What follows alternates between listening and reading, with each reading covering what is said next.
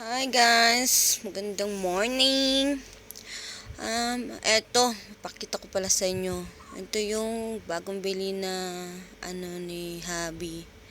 Palaisdaan ang nag-aalaga ang kanyang kapatid. Ayan ang kanyang kapatid. Ang kanyang kapatid ay nagbibigay ng food. Malaki din to, malaki din yung gastos, char. Maganda din naman yung palaisda nila. At least busy yung kapatid niya sa 'di ba?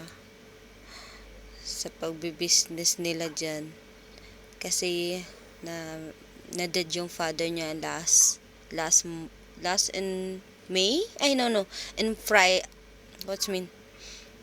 Last of I think last this first of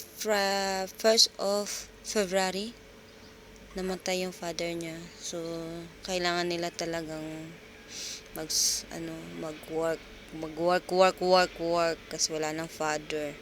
Ganun talaga. Wala naman talaga tayo pupuntahan kundi doon talaga, 'di ba? Char. Hehe. Ito, ayan, busy sila sa magkakaganyan. Sabi kasi sa akin ni Habi, videoan mo, i-send ko daw sa YouTube. So, try natin, malay natin, di ba? Ayan, malawak yung lugar na yan. Ayan, patapos na yung kanyang kapatid. Di ba, malawak siya. Para lang siyang square. Tignan mo.